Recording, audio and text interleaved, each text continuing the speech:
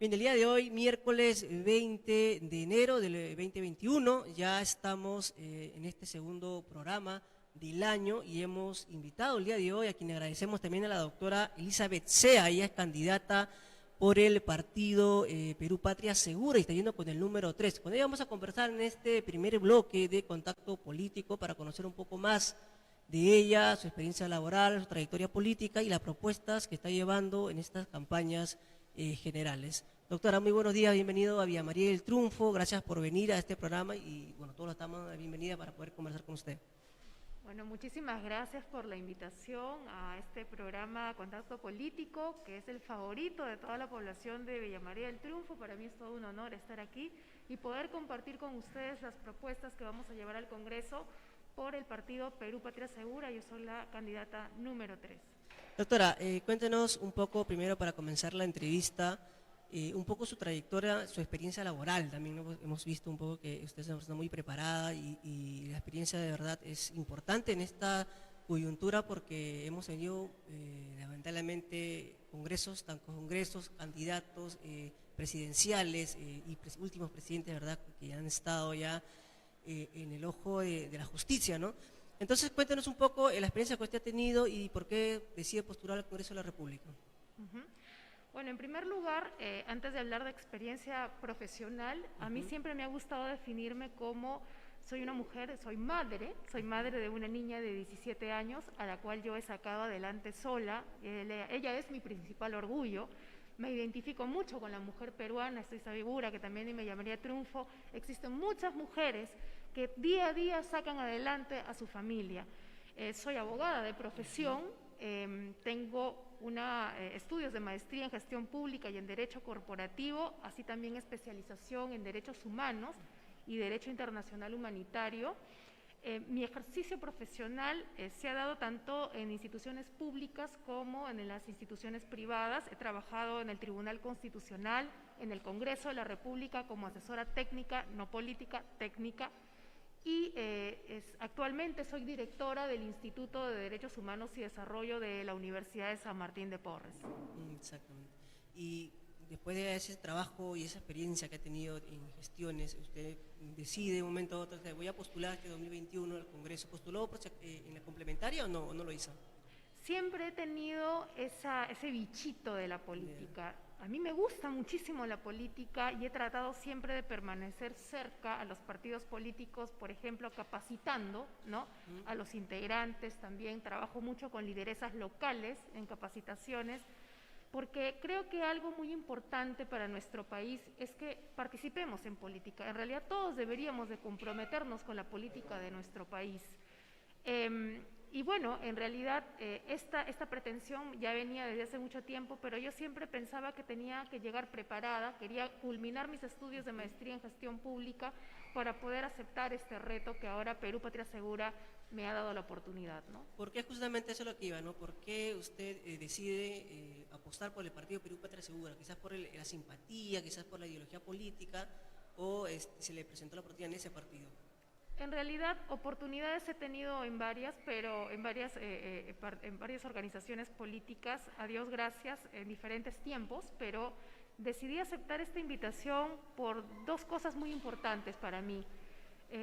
Yo llevo una vida profesional y personal intachable, no estoy denunciada por actos de corrupción, ni por ningún acto ilícito penal ni civil, ni siquiera tengo una multa de tránsito. Entonces, yo quería y siempre dije que el día que yo apueste por política tenía que ser con un líder que tuviera la misma foja de vida, y en este caso Rafael Santos es el candidato a la presidencia por el partido, y es una persona que es empresaria, es un emprendedor desde hace más de 30 años que se ha hecho solo, no tiene ningún tipo de denuncias ni investigaciones por actos de corrupción, lavado de activos, etcétera, y eso para mí era fundamental. Pero además también el ideario político del partido. ¿Por qué? Porque ellos defienden a partir de los postulados social cristianos lo que es la economía social de mercado, pero también la defensa de los más vulnerables, y eso para mí era muy importante, que un partido de centro derecha tenga ese perfil. ¿Y a usted un poco le preocupa las últimas encuestas y desde más atrás Perú Patria Segura está un poquito abajo, no está entre lo que es el sector de otros, y sin embargo sigue usted firme en esa posición y mantener la esperanza de que pueda elevarse quizás en los últimos meses esta posición de Perú Patria Segura. Por supuesto, porque estoy segura del grupo humano que en este momento está trabajando para llevar adelante las propuestas de Perú Patria Segura y ponerlas al servicio de la población en la presidencia y en el Congreso. Yo prefiero hacer una campaña limpia, transparente, con recursos honestos, ¿no?, en vez de tener una gran campaña donde muevo medios y muchísimas cosas, pero al final no hay una propuesta concreta, no existe, digamos, la transparencia, ¿no? Yo creo que estamos avanzando a paso firme y seguro. Las encuestas no lo son todo, es muy temprano en este momento para poder decir cómo van a estar los resultados finales, así que vamos con mucha fe y mucha fuerza. Yo creo que el problema acá ya que en estas elecciones si el partido político no pasa la valla, pierde la inscripción, ¿no? Y viendo también usted que iba a mi pregunta, ¿no? Si Rafael Santos de repente se puede perder la inscripción del partido si es que no pasa la valla, y es lo que no esperamos, pero quizás en las próximas elecciones del 2026 seguirlo a él y de repente con otro partido, y eso es también lo que queremos hablar con los candidatos, porque hay muchos candidatos que suelen estar en un partido y luego entran al Congreso y se van a otro partido, o salen de la bancada, lo vuelven a postular con otro partido, y no hay esa ideología que lo que se está buscando, ¿no?, que hay una representación de un solo partido en el Congreso, y las bancadas también trabajan en un solo partido y no haya el transfugismo y todo, y eso es lo que se espera en 2020, en las elecciones siguientes, ¿no? Lo que pasa es que en una campaña electoral, como tú entenderás, confluyen muchos factores, que no solamente es el tema de si eres un partido político con trayectoria, ¿no?, o de repente que tengas un grupo bien organizado, como es el caso de Perú Patria Segura, gente con muchas ganas de trabajar, honesta, intachable, que está trabajando hacia adelante. Estamos nosotros mirando hacia ganador, no estamos poniéndonos en ese escenario, por supuesto, ¿no? Llegará su momento en el cual lo haríamos, pero definitivamente en cualquiera de estos escenarios estoy segura de que lo que va a continuar adelante es el espíritu de este partido. Acuérdate que nos estamos enfrentando en esta contienda electoral a modificaciones de la norma electoral, a más requisitos, a una serie de, requerimientos que quizás ponen la valla muy alta para los partidos en la situación actual, ¿no? Y yo quisiera que pasen la valla no solamente a los partidos que tienen mucha más presupuesto para hacer una campaña, sino los que estén más comprometidos con las necesidades del país. Doctora, ya un poco cambiando el tema, nos gustaría que nos contara y desde su punto de vista referente a la gestión del último Congreso, ¿no?, el complementario y también el Congreso disuelto, ¿no?, que fue quizás el origen en los últimos años que generaron bastante crisis en el Perú, ¿no?, tanto política, de salud y económica. ¿Cuál es su opinión primero sobre el Congreso que fue disuelto y el actual complementario?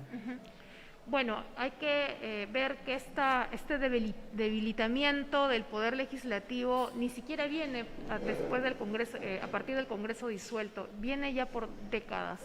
No estamos fortaleciendo nuestros poderes del Estado. Tenemos un poder legislativo que se ha dedicado al populismo y a la confrontación. Y quizás sea porque de repente están haciendo mal uso del control político que la Constitución les faculta. Entonces, cuando nosotros tenemos en el Congreso personas que en vez de estar identificadas con las necesidades de su electorado, van solamente para trabajar por sus propios intereses o simplemente por más votos, entonces ahí lo que se está dando es una desconexión con la realidad nacional. Y nosotros tenemos que apuntar a fortalecer justamente eso. Estamos ahorita sufriendo las consecuencias de un Congreso que debió haber sido, que siendo extraordinario, en un año debió de haberle dado continuidad a las políticas públicas y a la reforma política, pero optaron por la confrontación innecesaria, más en tiempo de pandemia. O sea, nos agarra la pandemia en marzo y en vez de tener medidas, ¿no?, prioritarias, extraordinarias, aprobadas para que el presidente y el Ejecutivo pueda llevarlas a cabo, no los tuvimos. Pero también el Ejecutivo entró en el juego. Y eso tampoco podemos dejar de reconocerlo. O sea, acá no solamente pasa por un tema de lo mal que lo ha hecho el Legislativo, sino también la pésima gestión y dirección, porque el que lidera la nación es el presidente de la República. Y eso también hay que decirlo con todas sus letras. Pero aquí también va el tema de que es importante poder reconocer que en el 2021 estamos cumpliendo 200 años de historia y afrontar en el último gobierno esta crisis que ha habido, ¿no?, tres presidentes, ¿no?, el cuarto presidente, mejor dicho, no nos está llevando una estabilidad para poder recibir estos 200 años de república.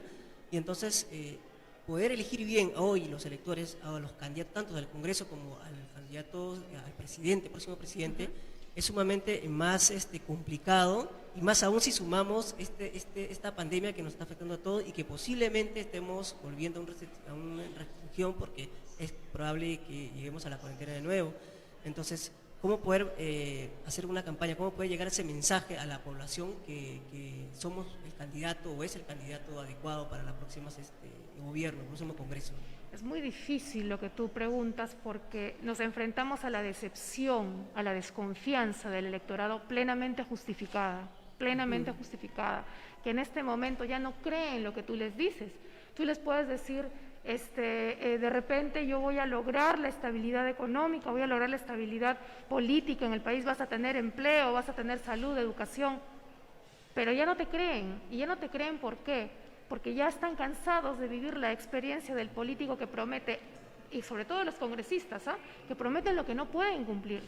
Los congresistas no tienen iniciativa de gasto y aún siguen prometiendo agua, desagüe, luz, títulos de propiedad.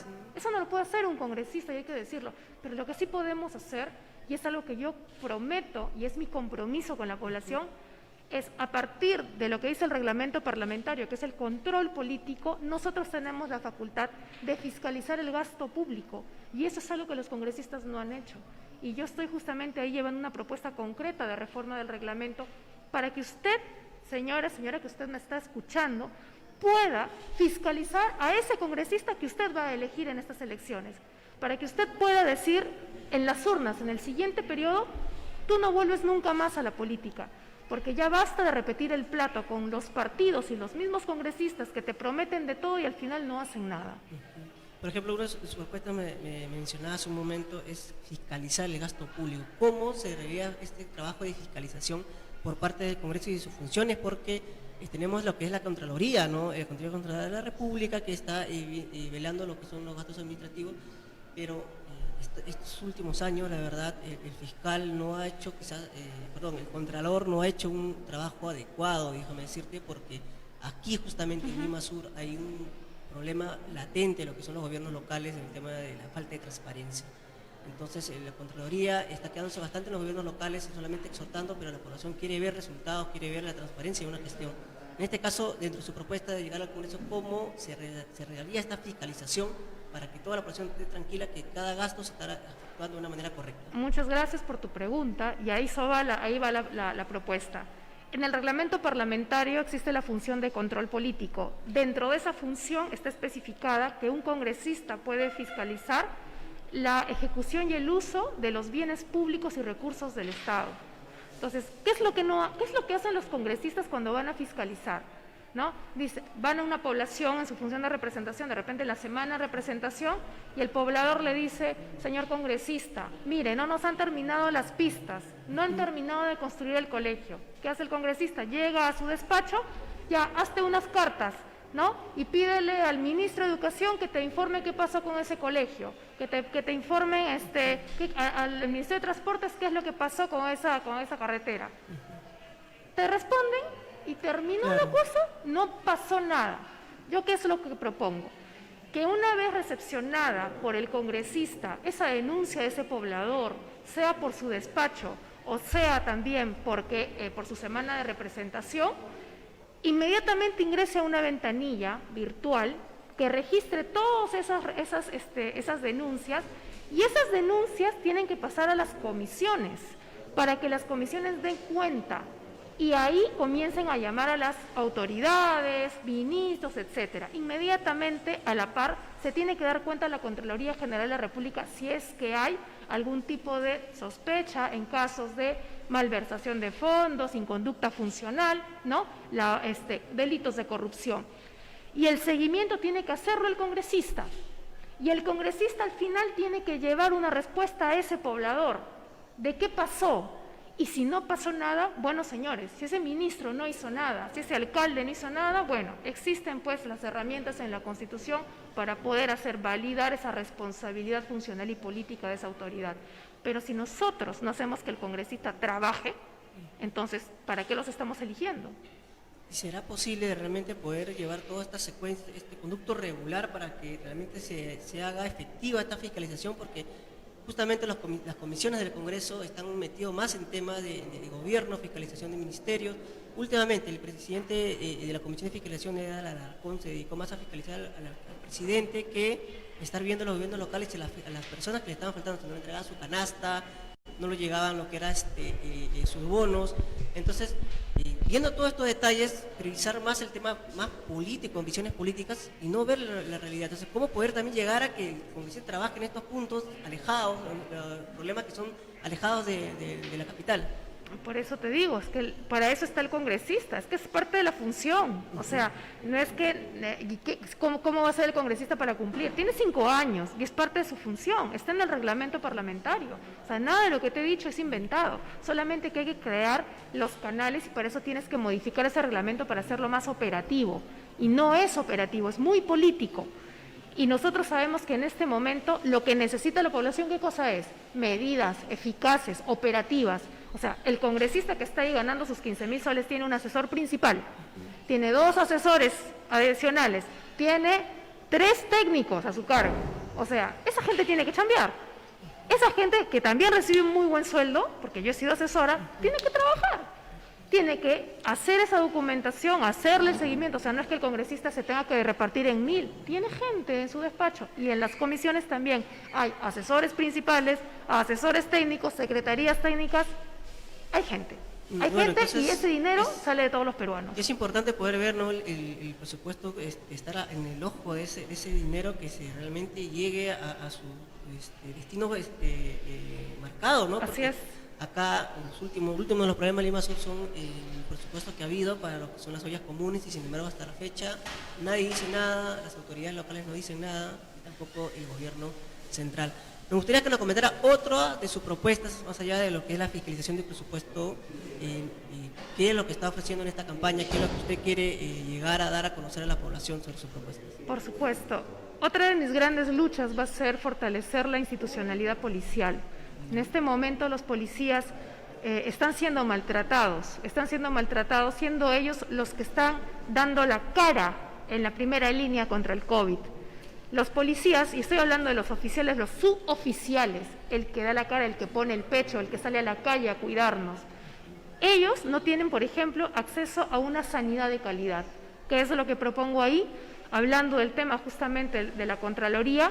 La Contraloría en este momento tiene limitado una función que se llama el ejercicio del control concurrente, que es un control preventivo, ¿no? Y esto se da, ¿por qué? Porque o no hay mucho presupuesto o simplemente no existe la decisión política de hacer que este control concurrente sea mucho más flexible y que pueda también aplicarse en las instituciones públicas.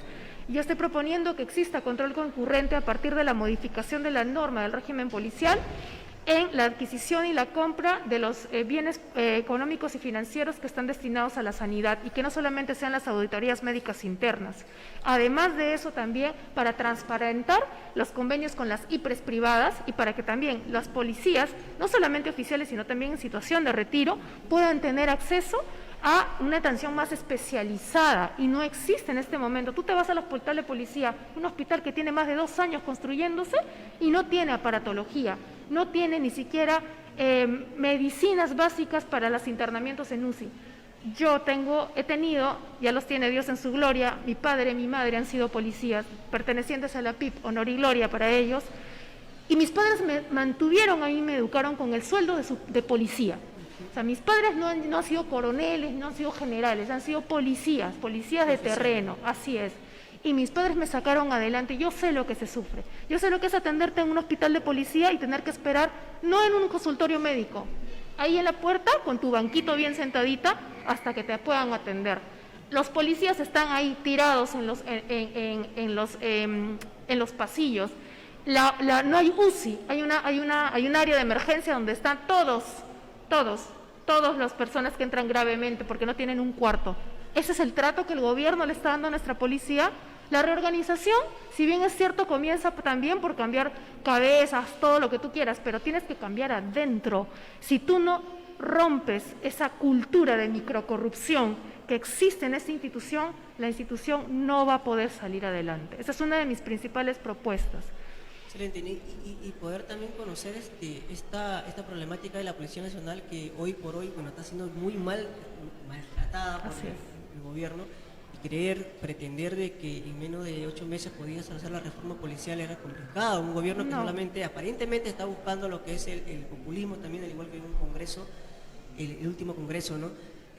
Más allá de este apoyo en el tema de salud de la policía, que hay una problemática inmensa en este sector, no tanto de corrupción, tanto también de olvido, ¿qué se podría mejorar también para que ellos puedan realizar un buen trabajo y efectivo en materia de seguridad ciudadana? Más allá de que en la salud se les debe fortalecer también, darle su seguro y que tengan una mejor calidad de vida.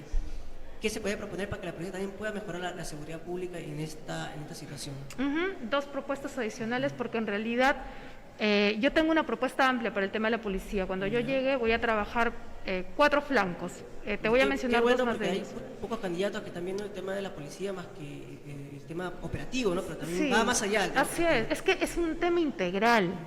Es un tema integral. Creo que conocer de fondo la institución policial es importante, porque es muy fácil decir a un candidato, yo voy a luchar por mis policías que están en las calles, porque yo solamente escucho ese estribillo, pero no estoy escuchando qué vas a hacer.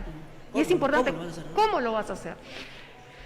¿Qué es lo que le falta a la policía en este momento para afrontar de forma eficiente la inseguridad ciudadana en nuestro país? En primer lugar, no tenemos muchos policías en la calle, eso hay que decirlo. Nosotros tenemos 2 escuelas, la escuela de oficiales y de suboficiales, pero lo que hace eso es que no se fomente la competencia y hay un trato desigual. Lo que yo estoy promoviendo es que exista una sola escuela de oficiales para que todos puedan acceder a ese derecho de comandar y todos tengan la misma digamos, oportunidad para capacitarse. Cuando se genera competencia entre ellos vas a tener policía especializada, pero además de eso, el plan de gobierno de Perú Patria Segura propone que los primeros 3 años después de la época de formación, los policías salgan a las calles, ¿no?, a patrullar. Entonces, ya especializados salen a las calles con un servicio obligatorio de 3 años, ¿no?, y que haya policía administrativa específicamente capacitada para ello. Los oficiales de retiro en este momento están también cumpliendo esa función, pero también debería de hacerlo, y ahí estoy de acuerdo con una propuesta que ha hecho el gobierno, que hasta ahorita no veo que se está implementando, que se apoyen también en el servicio civil. Una segunda propuesta también es que este CONASEC, este Consejo Nacional de Seguridad Ciudadana, no está funcionando, el sistema no funciona. La ley 27933. Es una ley, mira, vamos a traer esa ley, te lo voy a adornar acá, te lo voy a marcar y te voy a poner un cuadro atrás. 20 años que no mira, tenemos comité distrital, regional, provincial, no están funcionando y deberían de comenzar a funcionar, a hacerlo más operativo. Hay que modificar esa norma lo más antes posible y actualizar el reglamento. 20 años sin resultados y hasta ahora gobierno tras gobierno, congresistas no han podido poner esta ley, y siendo el origen de un problema, creo que el primero o el segundo problemática que sufren todos los peruanos, ¿no?, a nivel nacional, la seguridad ciudadana. No se ha podido sacar esta ley. Pero es que es aparte de lo que yo te digo, la gente que ha llegado al Congreso, discúlpenme ustedes, pero la gente que ha llegado al Congreso, no sé por qué lo ha hecho, ni sé cómo han llegado, pero no lo han hecho, creo que ni con la intención ni con la convicción de querer cambiar algo. Porque si yo tengo que destinar 5 años en cambiar solamente 2 cosas, pienso hacerlo. Yo no voy a ser una congresista todista, porque ese es el congresista que definitivamente está sobrando en este momento, más que estamos en la necesidad frente al COVID. O sea, 2 cosas, ¿no? Y el tema de la policía es algo que para mí me parece fundamental, por muchos aspectos, no solamente el tema de seguridad, también por un trato digno que ellos merecen, porque están al servicio del país. ¿Qué le parece el último comentario que ha hecho el ministro del Interior, Relice, ¿no? O sea, que acepte la responsabilidad de la muerte en estas protestas no implica que renuncie? Bueno, en realidad para mí eso es un insulto. Ese es un insulto al país, es una ofensa también a la vida de los más de 526 policías que vienen muriendo tras poner el pecho en el COVID. Es una ofensa para la familia policial, para esa madre, para ese padre que está mandando a sus hijos policías a enfrentar las protestas, ¿no?, y enfrentando inclusive la responsabilidad funcional posterior, porque los van a procesar por la muerte de esos civiles. Y el ministro del Interior dice, ya, sí pues, ¿Qué pasó? Bueno, ya pues, caballero nomás, Asumo. ¿cómo dicen, no? Apechugo, pero me quedo. ¿Qué es esto? Y nadie dice nada, los medios de comunicación, cero bala, cero gol, no se escucha padre, y el presidente tampoco. Así estamos viviendo. Antes de que estemos en los últimos minutos ya de la entrevista, justamente quería comentarte que se me va esta pregunta, que justamente habíamos hablado del presupuesto, el Ejecutivo, esos millones que le dan a los medios de comunicación en materia de publicidad, y justamente un congresista que era Mauricio Mulder había promovido esta ley, la ley Mulder, que prácticamente evitaba que el Estado invierta tanto dinero que se prestaba, justamente ya un poco que presagiaba lo que el Estado estaba haciendo, ¿no? Y lamentablemente el Tribunal Constitucional lo derogó esa ley, no lo aprobó esa ley. Tú trabajando en el Tribunal Constitucional te preguntabas, ¿qué podías decirnos de esa ley que pudo haber sido efectiva y evitar quizás muchas cosas de que los medios de comunicación sean tan mermeleros pues, a nivel nacional? Claro, el problema es de que quizás la norma no ha estado bien enfocada porque constitucionalmente hablando va en contra sí del derecho a la libertad de prensa y a la libertad de expresión, que son dos derechos fundamentales garantizados en la Carta Constitucional, ¿no? Pero yo quizás pienso ahí... Pero el tanto de que la ley pudo haber sido en todo caso gratis para que los medios lo saquen sin invertir tanto dinero y se meta tanto a inclinarse a un gobierno, ¿no? Que es lo que se buscaba, ¿no? Los medios pueden sacar la publicidad del Estado, pero el Estado le pague millones, es lo que un poco vincula. Claro, ¿no? pero es que ahí también lo que tú tienes que ver es que no están funcionando, como te digo, no hay un control sobre la ejecución de ese gasto. O sea, se disparan los ministerios respecto al tema de consultorías, ¿no?